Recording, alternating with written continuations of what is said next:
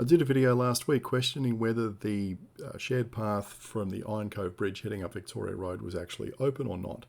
And I sent an email off to the Rozelle Exchange asking them to open this gate. Tear down this wall. Well, I'm very pleased to say that silly video had the desired effect. I got this email yesterday from info at the Rozelle Exchange saying the shared user path is open and the no cyclist and dismount signs have been removed.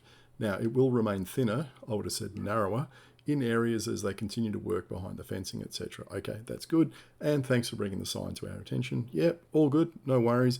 Yeah, it's a big project, lots of things happening. Obviously, some things can get missed out. Obviously, they opened the path at one end and forgot to walk down the hill and open it at the other. These things happen, but they've taken care of it. As we approach from the Bay Run side, you can see they've got all these barriers stacked up here, probably being stored, which narrow the path quite a bit. And there's still a narrow gap to get through. It's kind of one person wide. But once you're through there, it's reasonably wide.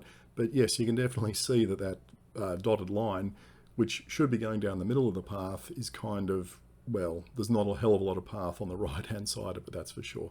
They've got, what, 2/3 of that side blocked off for construction work. I guess when the path is completed and this is opened up, it's going to be absolutely fantastic. It's going to be super wide, so wide you could drive a truck down it. Now, I did ride the whole way up to the petrol station, etc., and came back. Now, obviously, this section along here is a lot narrower. There's still lots of poles in the path.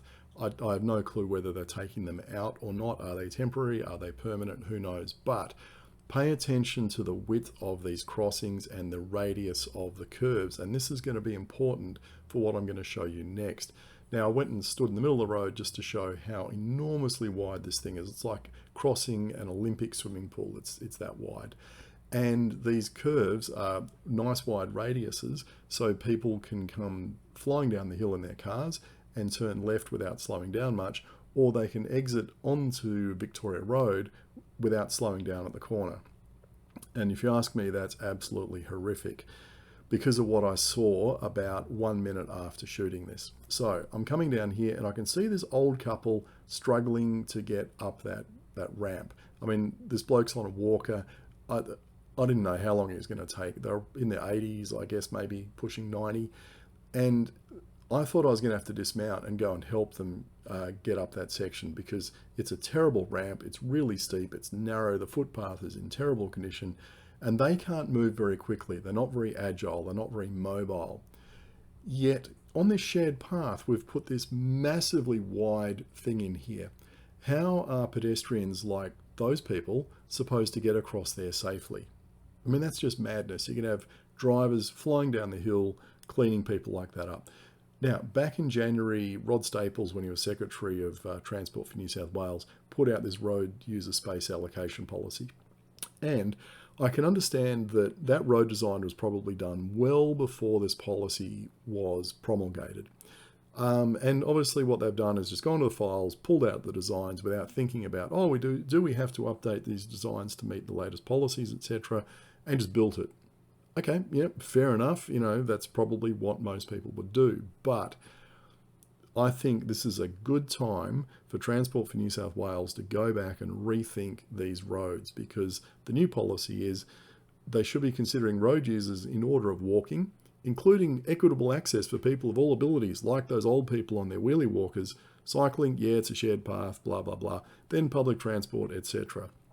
And they should be deprioritising drivers flying in and out of that side street at high speed. So that the radiuses there really need to be brought down. It needs to be shrunk. Now, I can see planners and designers going mad over this idea because they're going to say, look, drivers are going to be coming down the hill and they're going to have to slow down to turn left and they're going to get rear-ended. Well, okay.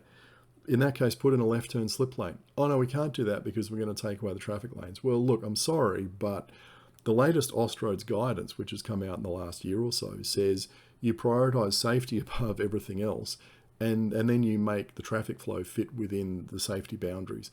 So again, I think this design doesn't meet the latest Austroads thinking about safe road design. So anyway, I'm going to send this off to our state member, It's not his patch. He's on the other side of the Bay Run, but it's where I live, so that's where I'm going to start.